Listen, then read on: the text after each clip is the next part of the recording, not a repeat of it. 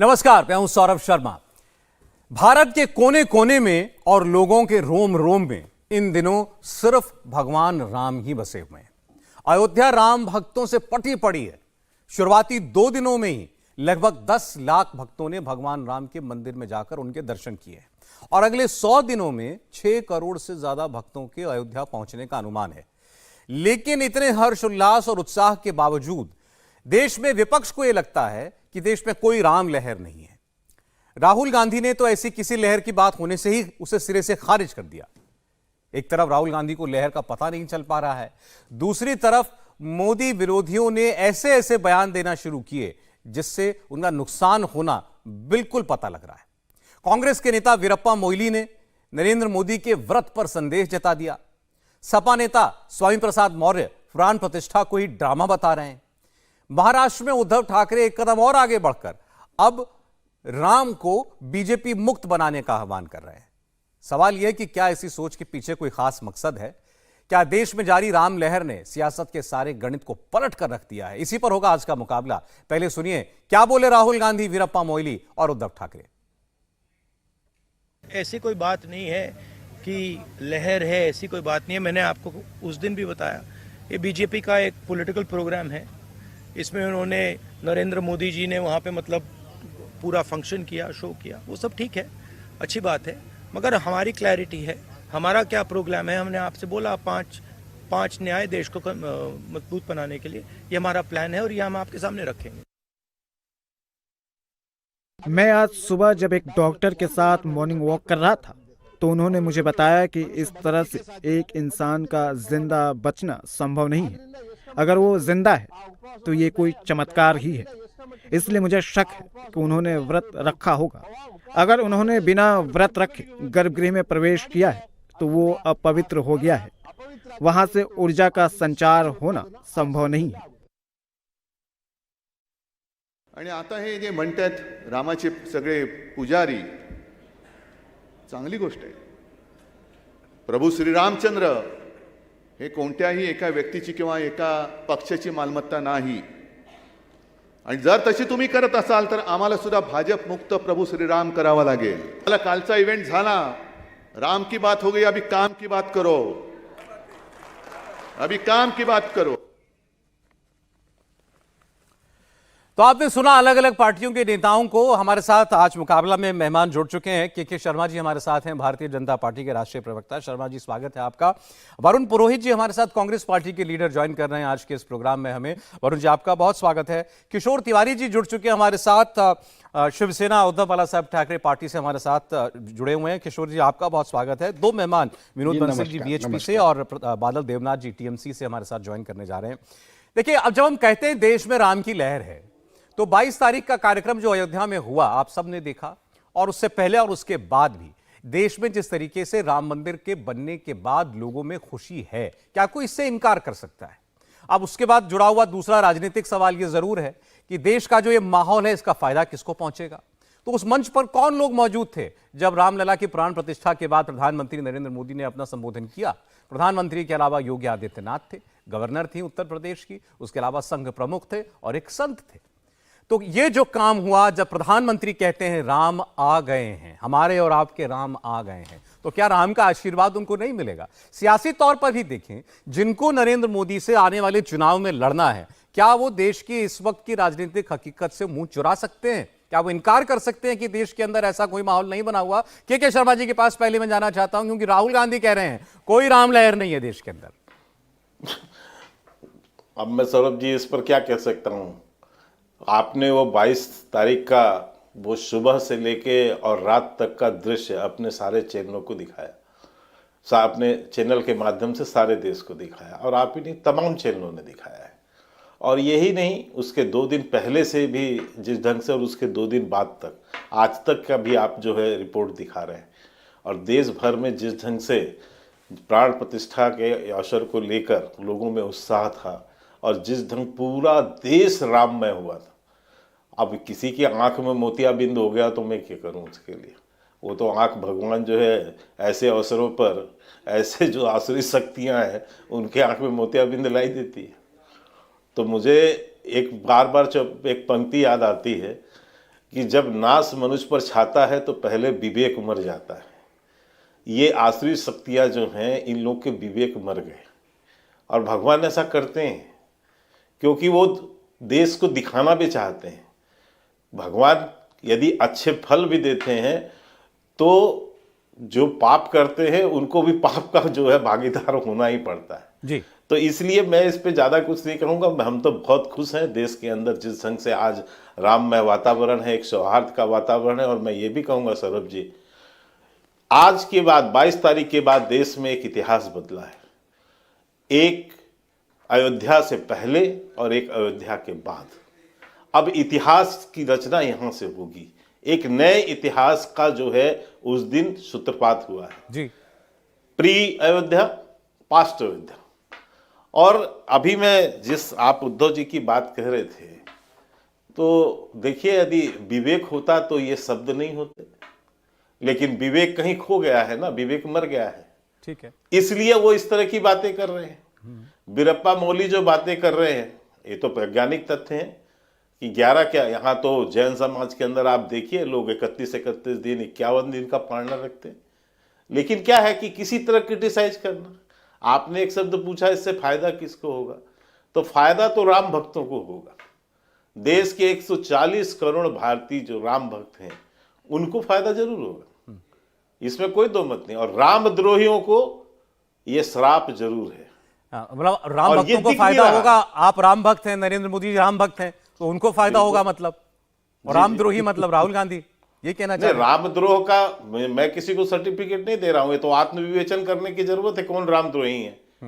जो निमंत्रण को ठुकरा दे, जो प्रतिदिन इतने प्रतिष्ठित कार्यक्रम, इतने ऐतिहासिक कार्यक्रम पर भी अच्छा, जो है नूक निक्स निकालते हों, रोज प्रश्न खड़ा करते हों, रोज हिंदुओं की भावनाओं पर चोट करते हों।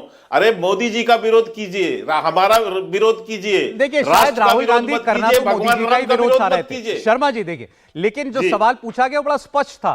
उनसे सवाल हुआ कि भगवान राम की जो लहर इस वक्त चल रही है, ऐसे में आप उसका मुकाबला कैसे करेंगे? उसका जवाब राहुल गांधी ने दिया, कोई लहर नहीं है। राहुल गांधी अगर ये कहते हैं कि भाई मोदी की कोई लहर नहीं है देश के अंदर, तो समझ में आता है वो अपने विरोधी के लिए ऐसा क्यों कहेंगे कि उनका कोई बहुत बड़ा प्रभाव चल रहा है। लेकिन सवाल था राम की लहर का, जिससे इनकार किया राहुल गांधी ने। हमारे साथ बंसल जी और बादल देवनाथ जी जुड़ गए। नहीं, मैं यही तो सौरभ जी कह रहा हूं जी। यदि वो मोदी लहर कहते तो मैं भी मानता हाँ। कि चलो वो विपक्षी हैं, लेकिन क्या भारत में राम लहर नहीं चलेगा? अरे उसके बाद उन्होंने एक लाइन ये भी कही कि ये तो बीजेपी का इवेंट था। उन्होंने ये भी कहा कि ये तो बीजेपी का इवेंट था। मतलब कहना वो यही चाह रहे थे, भाई इवेंट बना दिया बीजेपी ने, इसका लाभ नहीं मिलेगा। नहीं, इसलिए मैं कहा ना कि उनको तो यही नजर आया ना, ठीक है, क्योंकि उनकी नियति में आस्था और श्रद्धा नहीं है। अभी आपने कहा जब सोच में आस्था श्रद्धा नहीं है, ठीक है, इसलिए उनको जो है ये राम लहर नहीं मोदी। राहुल गांधी के लिए आपने कहा जब नाश मनुष्य पर चाहता है तो पहले विवेक मर जाता है। वरुण पुरोहित जी, राहुल गांधी कह रहे हैं कोई राम लहर नहीं है। देखिए, जब भगवान श्री राम की जब बात कर रहे हो तो हमको मर्यादित शाब्दिक आचरण का तो पालन कम से कम डिबेट में करना चाहिए। अभी शर्मा जी ब्राह्मण है, इन्होंने क्या कहा, मोतियाबिंद भाई आप कैसे किसी के लिए इस प्रकार की भावना आपके अंदर आती है? तो क्या 2014 के पहले अटल जी थे, इंदिरा जी थी और दूसरे प्रधानमंत्री थे, उनको सबको मोतियाबिंद था क्या? कम से कम शाब्दिक आचरणों का तो पालन करो, दूसरे मर्यादाओं का पालन नहीं कर पाए। राहुल गांधी का अपना विचार है। पहले सुन लीजिए, आप बात को इधर सुधर मत कीजिए। अरे भाई आप तो सबके लिए कह रहे हो, आप किसके लिए मोतियाबिंद किसका इस्तेमाल किया आपने? इसलिए शब्द का इस्तेमाल किया, ये शब्द किसके लिए इस्तेमाल किया, ये बताओ आप। बहुत किसके लिए इस्तेमाल किया? राम लहर नहीं दिखा। कोई राम भक्त नहीं है तो उसको मोतियाबिंद हो जाएगा? पूरा देश जो राम भक्त नहीं है उसको मोतियाबिंद हो जाएगा? इस प्रकार के शाब्दिक आचरण है आपके, गलत गलत गलत। अच्छा चलें जी, पुरोहित जी आगे बढ़ते हैं। मोतियाबिंद का उनका राजनीतिक कॉन्टेक्स्ट में कह रहे थे, जिसको साफ ना दिखाई दे रहा हो राजनीतिक माहौल, उसको राजनीतिक मोतियाबिंद हो गया। जी कोई सा भी कॉन्टेक्स्ट हो, कोई सा भी कॉन्टेक्स्ट हो, इस प्रकार के शब्दों का प्रयोग। अच्छा चलिए आप बोलिए। देखिए मैं तो बाकी इनकी इच्छा है कुछ भी करे, मैं कब मना कर रहा हूं, अनर्गल कुछ भी। देखिए मैं कह रहा हूं ये जो बात है, दो पक्ष हैं। एक तो आप जो राम लहर की बात कर रहे हो, लहर तो चुनाव से संबंधित कर रहे हो तो अलग बात, बाकी पूरा देश राममय था, ये निश्चित रूप से था, इसमें पूछने की बात ही नहीं। मेरे घर में भी सब था। और आपको मैं एक चीज दिखाना चाह रहा हूं, जूम करेंगे आप, कृपया जूम कर दीजिए इसको दिनेश जी। ये आप फोटो देखो आप वरुण जी, ये उनको दिखाई दे रही है? क्या फोटो है सर, बताइए जरा। ऐसे तो साफ नहीं दिखेगा, आप बता नहीं दीजिए। आप पहले देखो ना, देखो तो सही, आप फोटो तो देखो आप। अरे अच्छा, थोड़ा जूम कर दीजिए। 2014 अब के पहले आपके पैदा सामने हुआ जो था कैमरा बालक, मैंने 2014 के बाद नहीं हुआ है जो सब चीज पूजा पाठ करता है। हाँ, क्या है इसमें, क्या दिख रहा है बताइए ना। नहीं, सांस स्पष्ट नहीं दिख रहा है। दिखाई दे, अब मैं आपको स्पष्ट दिखाता हूं, देखो थोड़ा जूम करो जी। सौरभ जी, दिखाई देगा आपको, ये बालक दिखाई देगा। 2014 के पहले पैदा हो गया था, 2014 के बाद नहीं हुआ है मोदी काल में। अच्छा। और ये बचपन से ही पाठ में संलग्न है, पाठ पूजा में। ये आपके सामने डिबेट कर रहा है आज वरुण पुरोहित आपके पास बैठे। अच्छा, आपका तो चित्र ये है। इस प्रकार की जो बातें करते हैं कि यही राम भक्त है, दूसरा कोई है ही नहीं। हाँ, मेरा ही चित्र बता रहा हूँ। ये तो बता नहीं सकते ना, अपने बचपन के चित्र दिखाओ आप भी राम भक्त, दूसरों को एक सर्टिफिकेट। अच्छा वरुण जी, आप राम भक्त हो। ISO सर्टिफिकेट अच्छा वो सर, एक बांट सेकंड रहे हो। वरुण जी, गलत है। मैं आप ही की बात को बढ़ा रहा हूँ। आपने अभी नहीं, कहा, मैं तो अरे भाई राम भक्त नहीं, मैं तो भारतीय संस्कृति का पालन अच्छा करता हूं। चलिए, अभी आपने स्वयं मैं इस बात भारतीय को संस्कृति स्वीकार का किया पालन कि करता देश हूं। के मेरी अंदर शिक्षा और भगवान संस्कार राम को जो है लेकर ना, के जो भावना है उससे इनकार नहीं किया जा सकता। ये आपने खुद बिल्कुल, कहा। अभी मंदिर बना वहां पर, इसका लोगों के अंदर कोई हर्ष इनकार है इस नहीं बात कर को। सकता, बिल्कुल कोई ठीक। इनकार नहीं मैं यही कह रहा हूं सर, राहुल गांधी से सवाल पूछा गया था राम लहर को लेकर के। बिल्कुल मस्त। राहुल गांधी से सवाल राम लहर को लेकर के था, उन्होंने कहा कोई लहर नहीं है। मैं उस पे भी आ रहा हूं जी, मैं उस पे भी आ रहा हूं। जो लहर है वो चुनाव के संबंध की बात करें, अलग राजनीतिक बात करें, लेकिन धर्म के हिसाब से, आस्था के हिसाब से पूरे देश प्रफुल्लित था, आनंदित था। देखो एक ये फैक्ट है, मैं किसी की जैसे उल्टा सुल्टा नहीं बोलता, किसी की चाटुकारिता करने के लिए मैं ये काम नहीं। देखिए दो पक्ष हैं, जो राजनीतिक पक्ष की बात है वो अभी बीच में बोलने नहीं देंगे ना। बंसल जी, मैं इनकी बात आता हूं आपके तो है ही पास नहीं ये लोग। आप बोलिए, पुरोहित जी बोलिए। आप लोग में आया ही नहीं। पुरोहित जी बोलिए, मैं आऊंगा। बंसल जी प्लीज बीच में ना बोले। ये देखो आप, बंसल जी मुझे वक्त दीजिए। एक मिनट का का आचरण है इनका। आप बोले, देश पुरोहित जी देख की रहा है आवाज इनका ये है। आचरण। वरुण पुरोहित जी की आवाज है, बोलिए। बीच बीच में किस प्रकार की हरकत। बोलिए। देखिए सौरभ जी, मैं आपको बता रहा हूं, दो है, एक तो पाखंड और मूर्खता की लड़ाई चल रही है। राजनीतिक रूप से बात करें तो ये भारतीय जनता पार्टी की जो सरकार है, ये पाखंड के पब्लिक को परेशान, आर्थिक मानसिक रूप से परेशान करके और वोट लेना चाह रही है भगवान की आड़ में। और उधर जो आप हमारी पार्टी की बात कर रहे हो, वह मूर्खता का, राजनीतिक सूझबूझ का अभाव काम चल रहा है। तो ये पूरे देश की राजनीतिक व्यवस्था इस समय तितर बितर हो रही है इस कारण से। अगर मन में किसी के नहीं, मैं समझा नहीं। ये राजनीतिक पाखंड कर रहे हैं और आप कांग्रेस पार्टी के लिए राजनीतिक मूर्खता शब्द का इस्तेमाल कर रहे हैं। नहीं, सूझबूझ का अभाव, अपर्याप्तता, गहराई नहीं है। अगर गहराई होती, अभाव होता, अगर राजनीतिक सूझबूझ होती तो भारत आज की जो सबसे आजाद भारत की फेल्योर सरकार है रोजगार महंगाई में, उसको आप कभी भी टॉपल डाउन कर सकते थे, पर नहीं कर पा रहे ना। ये इसलिए मैं इस बात को कहना चाह रहा हूं, सत्यता का हमेशा सत्य बोलना चाहिए। चाटुकारिता में, किसी के भी एक मनुष्य की चाटुकारिता करने में आपको जो सत्य को छुपाना नहीं चाहिए। मैंने आपको बताया, अगर कांग्रेस पार्टी एक गैंग ऑफ वासेपुर के अंदर उलझ चुकी है, उससे अगर नहीं निकलेगी तो ये निश्चित रूप से जीत जाएंगे। अगर उससे निकल जाएंगे तो आराम से कांग्रेस अब आप पार्टी जो है, देखिए अब आप सबकी रुचि बढ़ाते जा रहे हैं। अब आपने कहा गैंग्स ऑफ वासेपुर में फंसी हुई है कांग्रेस, कौन है उस गैंग में? मैंने तो मोतियाबिंद ही बोला था। सौरभ जी वो हैं जो 3-3 बार राज्यसभा में पहुंच गए हारने की जमानत जब्त करने के बाद। अच्छा। वो हैं जिनका भी राजनीतिक पदार्पण हुआ है कांग्रेस पार्टी में, वामपंथी विचारधारा से आते हैं और वो एआईसीसी के डायस पे बैठते हैं। कल के बालक हैं, अभी 10-20 साल कांग्रेस में काम नहीं किया और वो इर्द गिर्द सारी कांग्रेस को कंट्रोल कर रहे हैं। तो वो कांग्रेस को, वो है गैंग कांग्रेस का। अगर कोई यूथ कांग्रेस एनएसवाई से आता है, मैं कई बार कह चुका हूं, कई साल से कह रहा हूं, कैडर से आता है, तो जैसे हिमाचल प्रदेश के मुख्यमंत्री सुक्खू है, राज्यसभा अपने हिसाब से चल रहे हैं। अब आप नाम नहीं लेंगे तो मुझे लेना पड़ेगा पुरोहित जी। देखिए, जो मुझे आसपास राहुल गांधी दिखाई देते हैं या जो उनके कार्यक्रमों में होते हैं, मुझे जयराम रमेश दिखाई देते हैं, केसी वेणुगोपाल दिखाई देते हैं, एक आध नाम और कहें तो मैं ले लेता हूं। सबको मान रहे हैं आप इस गैंग में? मैं मोटा मोटी आपको बात कह रहा हूं, एनजीओ के का प्रारूप दे दिया गया है। जो केंद्र की कांग्रेस है उसको एनजीओ का रूप दे दिया गया है, जो एनजीओ से जुड़े रहे, वामपंथी विचार से जुड़े रहे, कांग्रेस पार्टी का जिनका ग्रास रूट का कोई लेना देना नहीं है, अग्रिम संगठनों से लेना देना नहीं है, वो कांग्रेस को कंट्रोल करेंगे। तो कोई भी पार्टी हो, कांग्रेस नहीं, उस पार्टी का तो उद्भव बड़ा मुश्किल हो जाएगा। तो वही आज कांग्रेस पार्टी में हो रहा है, उसी का हमारे पार्टी के अंदर अंतर्द्वंद भी यही चल रहा है। कांग्रेस के आप नेताओं का जो कहते हो डेमोक्रेटिक फोरम। अच्छा चलिए सर, एक चीज और बता दीजिए, फिर मैं आगे बताऊं। आपने कहा कांग्रेस पार्टी में राजनीतिक सूझबूझ का अभाव है, पहले आपने मूर्खता शब्द भी इस्तेमाल किया था। ये तो मैंने आपको राहुल गांधी का बयान बताया। राहुल गांधी का ये फैसला था कि हम नहीं जाएंगे राम मंदिर के राम प्राण प्रतिष्ठा के मौके पर। राहुल गांधी के लिए क्या शब्द इस्तेमाल करेंगे आप? जी देखिए, मैं राहुल गांधी जी क्या किसी के लिए भी कोई शब्द का नाम लेके उपयोग नहीं करता हूं, लेकिन राजनीतिक सूझबूझ और गहराई होती तो ये जो मसला उठा है 10-15 दिनों से, ये नहीं उठता। ठीक है। यही तो मैं कहना चाह रहा हूं। आपको अगर नहीं चाहना था तो आप इतनी जल्दी क्या हो रही थी, प्रेस नोट जारी कर रहे हो, प्रेस को बोल रहे हो कि मैं आ रहा हूं, नहीं आ रहे। देखिए, और जाना चाहिए था, जाने में क्या दिक्कत थी? अगर जाते तो आप स्टील द शो करते। अच्छा, आप सबसे सामने बैठते जाकर के।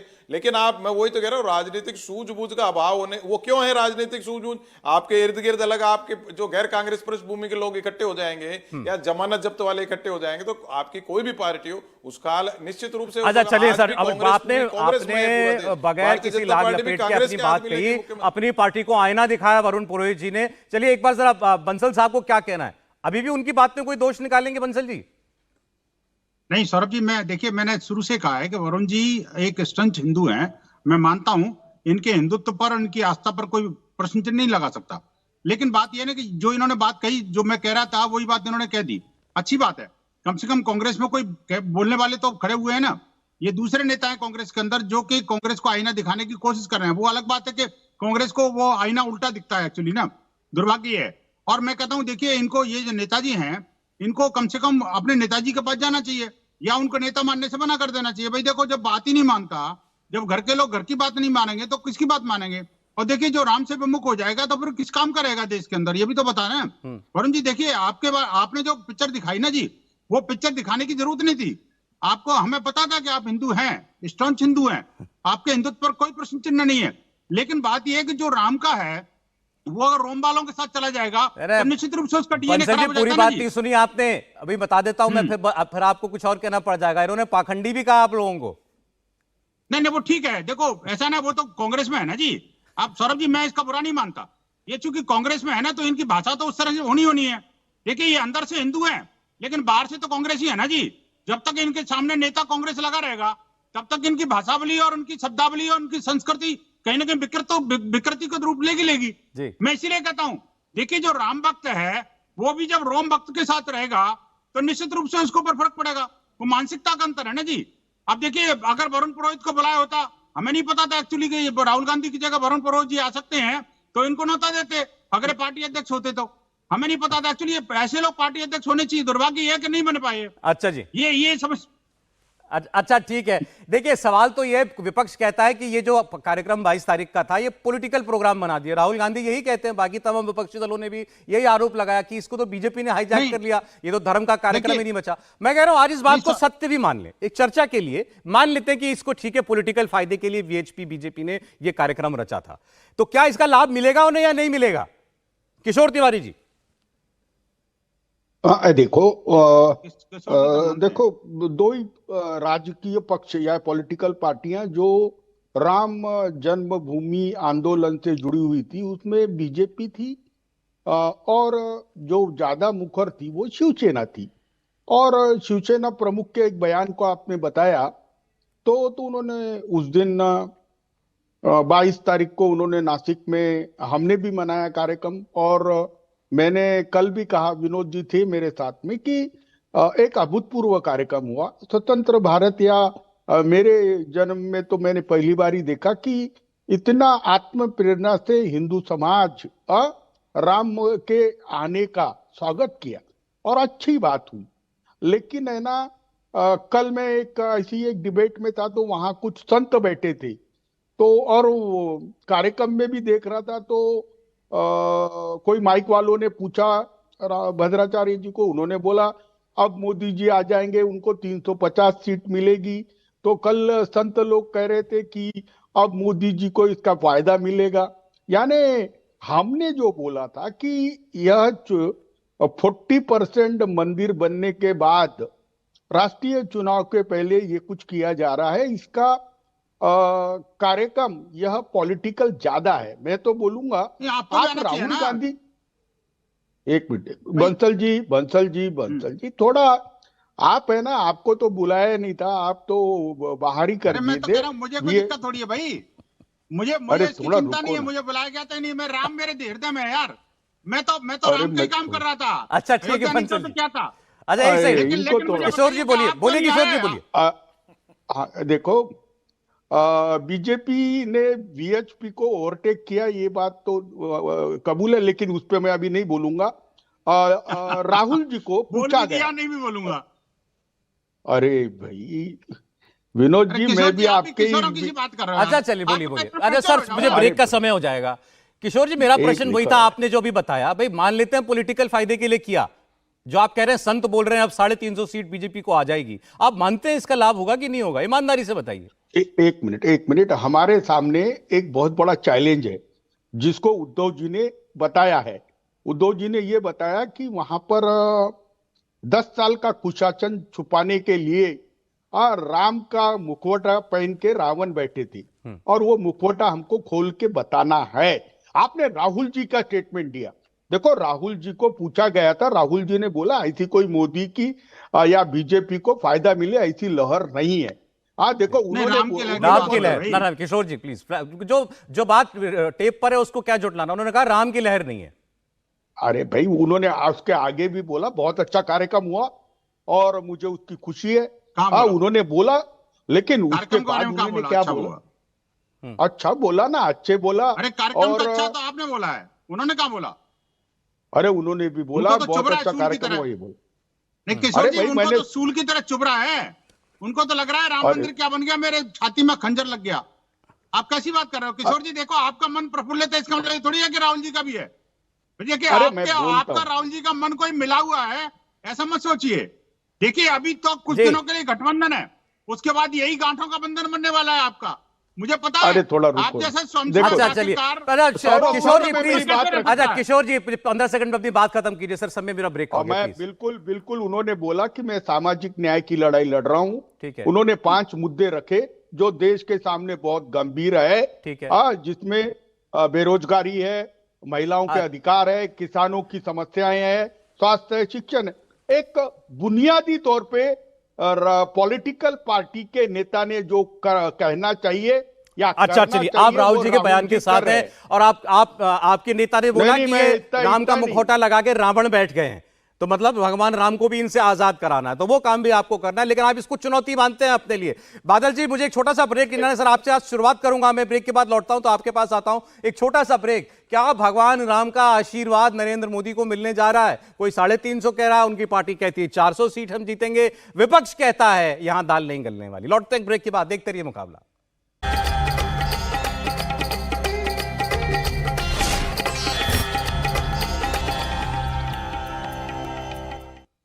आप देख रहे हैं मुकाबला।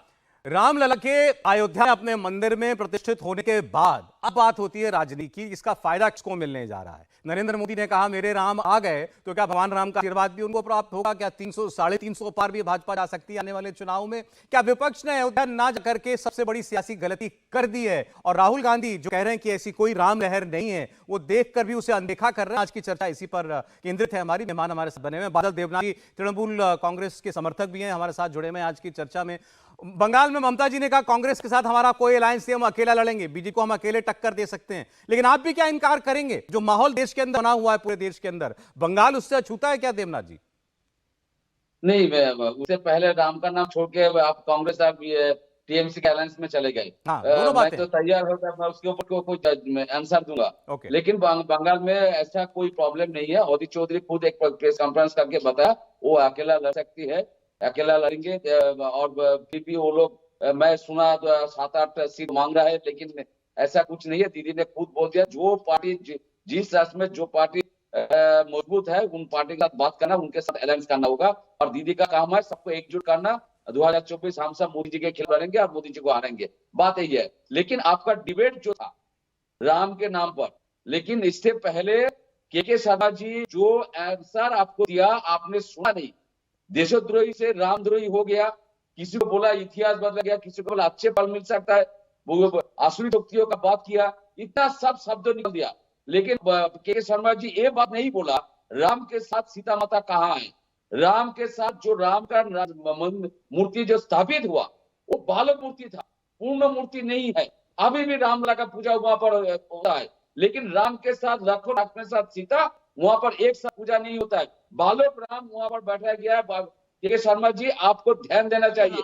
रामद्रोही कौन है? ममता जो जी तो सीता कहती है माता कि के साथ राम का पूजा राम का नहीं बंगाल करते का कोई लेना देना आप नहीं है। भी कह रहे हैं और आप खुद कह रहे हैं रामलला है, तो रामलला की मूर्ति है ना वहां पे। वो बदल जी, रामद्रोही नहीं है। हम बंगाली लोग सीता माता के साथ, लक्ष्मी जी के साथ, भगवान नहीं, विष्णु, बंगाली राधे लोग तो के राम साथ द्रोही नहीं कृष्ण, है। और बंगाली सीता माँ के बंगाली साथ लोग राम तो राम भक्त हैं, के ऐसी बात और करो। अपनी माता के वो साथ बंगाली सीता जो पूजा करते जो हैं। जो ममता और बनर्जी है ना, अरे एक सेकंड, वो बंसल जी, बंसल जी एक मिनट, बंसल जी एक बंगालियों के मिनट, दुश्मन मुझे है। आज पता नहीं कौन सा तर्क निकाल के बादल जी ले आए हैं। एक सेकंड, वहां जो इतना बड़ा कार्यक्रम हुआ, आप उसी में दोष निकाल रहे हैं, वहां मूर्तियां लगी बता रहे हैं बादल देवनाथ जी। बिल्कुल बिल्कुल। और गौरव, सौरभ जी, मैं के शर्मा और बंसल जी को बोलना चाहता हूँ, मेरा टाइटल है देवनाथ। सबसे पुराना इतिहास में सबसे पुराना जो नहीं, इसका ब्राह्मण क्या होता मतलब है, है? ब्राह्मण दावेदारी नहीं अरे कर रहा हूं। देवनाथ है, मेरा- दैत्यनाथ है, आप ये मेरा बताइए। टाइटल है कितना- राम के बंसल ऊपर जी, प्लीज, प्रश्न पर्सनल, चिन्ह लगाने वाला पर्सनल। देवनाथ कैसे हो सकता है? माइथोलॉजी है। राम के ऊपर प्रश्न चिन्ह जैसे- लगाने वाला तो दैत्यनाथ हो सकता है भाई। आप देवनाथ नहीं है, नहीं होता आप है। दैत्यनाथ तो हैं। बंसल- आप अपना नाम बदलिए। अरे बंसल जी, आप अपना बंसल नाम जी, बदलिए। बंसल जी आप प्लीज, देवनाथ नहीं है, आप बंसल जी, दैत्यनाथ हैं। बंसल जी ऐसे नहीं सर, कोई निजी बंसल टिप्पणी मत जी, की, देखिए सुनिए ना। गलत बात है। अरे तो राम के बंसल ऊपर जी, कैसे एक टिप्पणी मिनट, करता है? एक मिनट रुकें जरा, वो देवनाथ जी बोलिए, देवनाथ जी की आवाज दीजिए जरा, आवाज जाती है प्लीज उनकी। बंसल जी, प्लीज बंसल, प्लीज, मैंने प्लीज बोला आपको, प्लीज बंसल जी आप सुनिए, के शर्मा जी आप भी सुनिए। आपके घर के अंदर कोई टूटा हुआ मंदिर, टूटा हुआ कोई सिंहासन रहेगा तो उसके अंदर आप कोई मूर्ति स्थापित कर सकते हैं आपके घर में? अरे सर, बादल देवनाथ जी, ये सब बातें हो चुकी हैं, बहुत पुरानी हो गई। अब ये मंदिर बन गया, दर्शन के लिए खुल गया लोगों के लिए, लाखों लोग वहां दर्शन कर चुके हैं। मेरी बात का जवाब दीजिए प्लीज। देवनाथ जी सुनिए, मेरा सवाल आपसे ये था, करोड़ों लोग उस दिन टीवी के माध्यम से अयोध्या में मंदिर में क्या हो रहा है उसको देख रहे थे। बंगाल में लोग नहीं देख रहे क्या? पूरा देश में अगर भगवान राम को लेकर एक भावना है तो बंगाल में नहीं है क्या? बिल्कुल है सौरभ, आप जानते नहीं है, बंगाली लोग वे विश्व में सबसे ज्यादा तीर्थ क्षेत्र में जाते हैं। बंगाली लोग घर में लक्ष्मी पूजा, नारायण पूजा, घर घर में सरस्वती पूजा, काली पूजा, दुर्गा माता, ठीक है। शिवरात्रि, हर साल पर सबसे बंगाली लोग पूरे विश्व में सबसे ज्यादा पूजा करते हैं, आपको जाना होगा। और उससे पहले जो मैंने बोला, मेरा सब्जेक्ट है माइथोलॉजी, मेरा टाइटल है देवनाथ, मैं शिव पार्वती का भक्त हूँ, क्योंकि मेरा देवनाथ को किसका पूजा करता है आपको जानना चाहिए। अच्छा ठीक है। अरे आप ये कह रहे हैं कि बंगाली लोग बहुत ज्यादा धार्मिक होते हैं, लेकिन वो इस बार जो वहां मंदिर में हुआ के साथ नहीं खड़े रहेंगे। के शर्मा जी, मैं समझ आपका देना जवाब। के शर्मा जी पहले देखिए, मैं मंदिर में दोष निकाला सौरभ जी, आपने, प्रतिमा दोष निकाला आपने। के शर्मा सौरभ जी, बस मैं यही बात आपसे शुरुआत में बोला था कि जिनको आस्था नहीं है, श्रद्धा नहीं है, वो आज जो है इस तरह से पूरे कार्यक्रम हो, मूर्ति हो, भगवान राम के अस्तित्व हो, पहले भगवान राम के अस्तित्व को नकारा, अब जब प्राण प्रतिष्ठा हो गई तो उस पर प्रश्न उठा रहे हैं। तमाम देश के धर्माचार्य, आचार्य, संत, महापुरुष सब वहां उपस्थित थे। उससे बड़े विद्वान ये जो है ये देवनाथ हो गए, है ना। ये देवनाथ जी उन सब आचार्यों से बड़े जो है धर्माचार्य बन रहे हैं। तो ऐसे पाखंडियों को और ऐसे जो है रामद्रोहियों की बात सुनना ही नहीं चाहिए। और ये आज भी वही काम कर रहे हैं कि कैसे हिंदू आस्था को चोट पहुंचा जाए, इसलिए ये प्रश्न है। लेकिन मैं दूसरी बात पर आता हूँ। सौरभ जी थोड़ा शांत करा देवनाथ जी, आप बोलिए, आप बोलिए, देवनाथ बोलिए। मंत्र क्या है बता दीजिए। आप सबसे बड़ा ये सुनिए, मैं सौरभ जी, ठीक, मुझे अब आपकी बोलने बात का कब कर मैं- दे रहे हैं, सुनना पड़ेगा। देवनाथ जी प्लीज, के शर्मा जी बोले। मैं मान लूंगा। तो समाज यानी इतने देश के बड़े बड़े आचार्य, महर्षि, ऋषि वहां पर उपस्थित थे, उनसे बड़े जो है ये धर्माचार्य बन गए। और इनकी नीयत इतनी खोटी है कि आज भी ये हिंदुओं की आस्था को कैसे चोट पहुंचाए, इसके लिए वहां पर अलग अलग कि वहां रामला का फोटो यानी जो मूर्ति है तो वो नहीं होना चाहिए था, वो और होना चाहिए था। अब ये तो क्या है कि किसी भी तरह से जो है हिंदुओं को आस्थाओं पर चोट करो, यही इनकी एक नियति है और नीत भी यही है। आप सोचिए, पश्चिम बंगाल में इस कार्यक्रम की अनुमति नहीं मिल रही थी सौरभ जी, हाईकोर्ट से अनुमति लानी पड़ी। प्राइवेट मंदिर जिसका अपना खुद का मंदिर है उसमें भी कार्यक्रम करने के लिए अनुमति नहीं दे रही थी ममता बनर्जी की सरकार 22 तारीख को। ये हालात पश्चिम बंगाल के थे। अब मैं उनको जवाब देने का मौका दूंगा। एक मिनट, मैं किशोर जी की उस बात पर आता हूं। किशोर जी ने कहा कि वहां संतों महात्माओं ने एक मिनट, शर्मा जी रोक रहा हूं आपको बीच में, अभी आप इनकी बात उत्तर दे रहे हैं, एक मौका मैं इनको दूं आपकी बात पर रिबटल का। बोलिए देवनाथ, लेकिन मुझे फिर बोलने दीजिए। हाँ बोलने दूं, बोलिए देवनाथ जी, बोलिए बोलिए सौरभ जी, एक लाइन बोलिए। मैं एक कोट से के शर्मा जी को करूंगा। ये तो सबसे बड़ा राम भक्त है, इनको पूछे राम का पूर्ण मंत्र क्या है, सीता माँ का पूर्ण मंत्र, भगवान विष्णु का पूर्ण मंत्र बता दीजिए, महालक्ष्मी का। नहीं जानते तो मैं आपको बोल रहा हूँ, मैं देवनाथ नाथ संप्रदाय हूं, मैं आपको बोलना चाहता हूँ, सुनना चाहते हैं? ओम नमो ब्राह्मणदेवाय गो भैया, ब्रह्मणहिताय प्रजापतिहिताय कृष्णाय सौरभ जी, गोविंदाय ये क्यों समय बर्बाद कर रहे हैं? पाप समताईमान पुण्य का सर्व पाप हरो हरि। ओम नमो विष्णु ओम नमो विष्णु ओम नमो विष्णु। और सुनना चाहते हैं के शर्मा जी?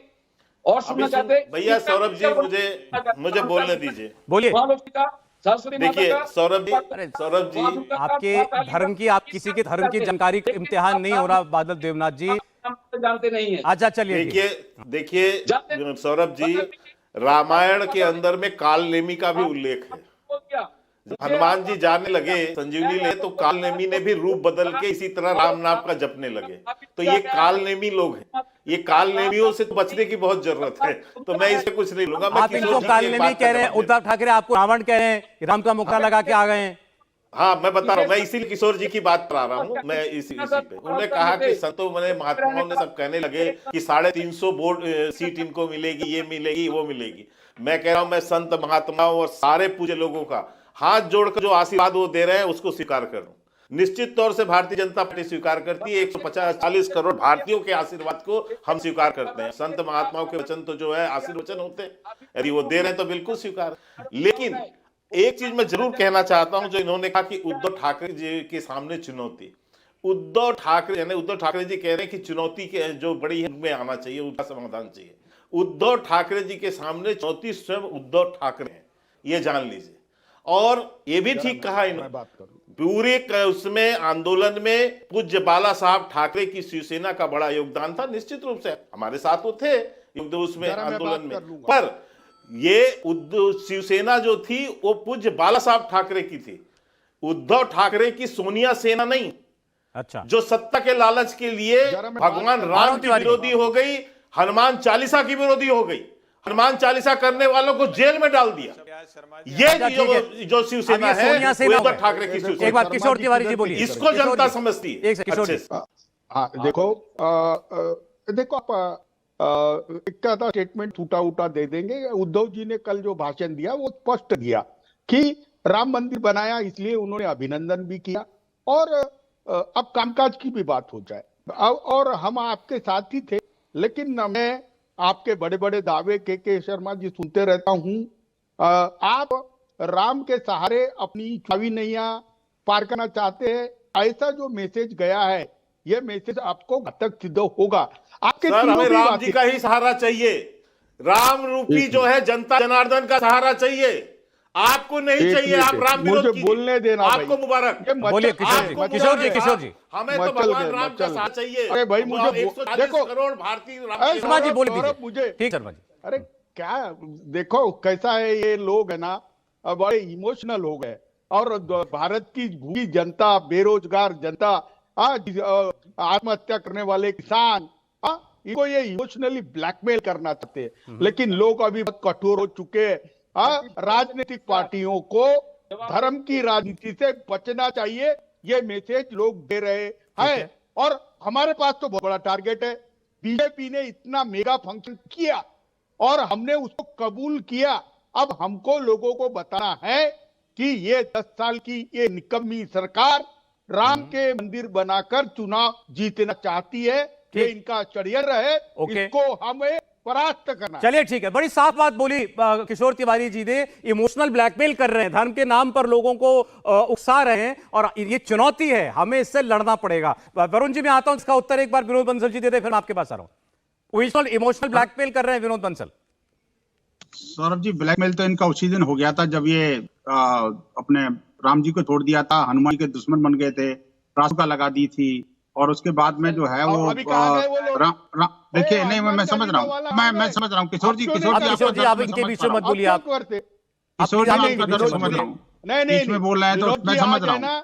किशोर जी, मैं आपका दर्द समझ रहा हूँ। देखिए, सोनिया सेना के साथ जाने के बाद देखिए वरुण जी का जो हालत है ना, वही हालत आपकी हुई है, जैसे वरुण जी की हुई है ना जी।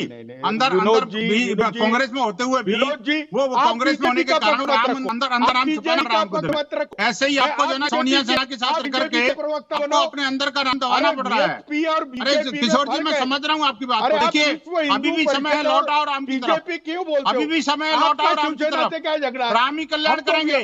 अब तो किशोर जी राम ही कल्याण करेंगे। छोड़ दीजिए इन बातों को, बेकार की बातों में कुछ नहीं रखा जी। अच्छा ठीक है, तो लोगों को भुगतनी पड़ेगी। वरुण पुरोहित जी, समझ आ रहा है, मैं वरुण जी का कमेंट लेना चाहता हूं जरूर। वरुण जी देखिए, किशोर जी ने बड़ा साफ कहा कि ये इन्होंने जो भी इवेंट किया है, बड़ा फंक्शन था, बड़ा कार्यक्रम हुआ, चुनौती तो है, उन्होंने ये बात को स्वीकार करना, उनके राजनीतिक प्रतिद्वंदी आपकी तरह वो भी हैं, लेकिन कह रहे हैं कि हाँ चुनौती बड़ी है हमारे सामने। आप स्वीकार करते हैं कि आज के माहौल में हाँ नरेंद्र मोदी के सामने होना, डटना मुश्किल काम है?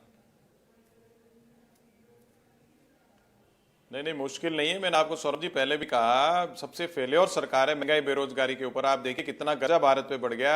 शान से कहते हैं 81.5 लाख करोड़ को फ्री राशन दे, जैसे इनके घर से आता है। लेकिन जो विपक्ष है उसको अपने संगठन को मजबूत करने की आवश्यकता है। अगर मजबूत कर ले, आज ही कर ले, तो 1 महीने में सरकार चली जाए। वही तो मैं प्रश्न कह रहा हूं, ये अगर मजबूत सरकार नहीं है, ये इसको हटाने के लिए विपक्ष को अपनी संगठन को मजबूत, कांग्रेस को अपनी पार्टी को मजबूत करने की आवश्यकता है। और जब तक ये श्री राम के नाम का सहारा ले रहे हैं, श्री राम तो सत्ता के लोभी थे ही नहीं, वो तो वनवास में चले गए थे।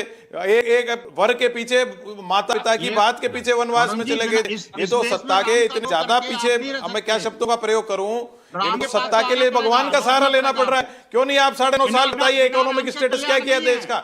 ये पूंजीवादी आयातित पूंजीवाद की मानसिकता इनकी, ये आयातित पूंजीवाद जो भारत को मकड़ जाल में आप लोगों ने कर दिया है। आप जितना आपको समझ रही है, आप ये बस समझो कि बहुत बढ़िया काम हुआ है, मैं खुद कह रहा हूँ श्री राम मंदिर, लेकिन इसके आड़ में आपको वोट मिलने वाला नहीं है, आपको वोट कतई मिलने वाला नहीं है। आप जो महंगाई और पूंजीवाद का, सारे पूंजीवादी वहां इकट्ठे थे, राम मंदिर में आम जनता नहीं थी आगे। पूंजीवादी फिल्मी एक्टर, चार्टेड प्लेन, ये इकट्ठे रखे थे। आपको पूंजीवादी मानसिकता छोड़नी होगी। अगर भारत में राज करना है, श्री राम की मर्यादाओं का पालन करना है, तो पूंजीवाद को छोड़ना होगा आपको। श्री राम पूंजीवादी मानसिकता के लोग नहीं थे, भगवान पूंजीवादी मानसिकता के नहीं होते थे। वरुण पुरोहित कह रहे हैं 22 तारीख के कार्यक्रम में कोई रामभक्त मौजूद नहीं था, सिर्फ पूंजीवादी, बड़े बड़े उद्योगपति, फिल्म के सितारे वो वहां मौजूद थे। देखिए भगवान राम का मंदिर बन गया। अब वो किसको कैसे आशीर्वाद देते हैं उधर छोड़िए। बहुत शुक्रिया। लेकिन के शर्मा जी, विनोद बंसल जी, वरुण पुरोहित जी, बादल देवनाथ साहब, किशोर तिवारी जी, आपका हमारे साथ मुकाबले में जुड़ने के लिए।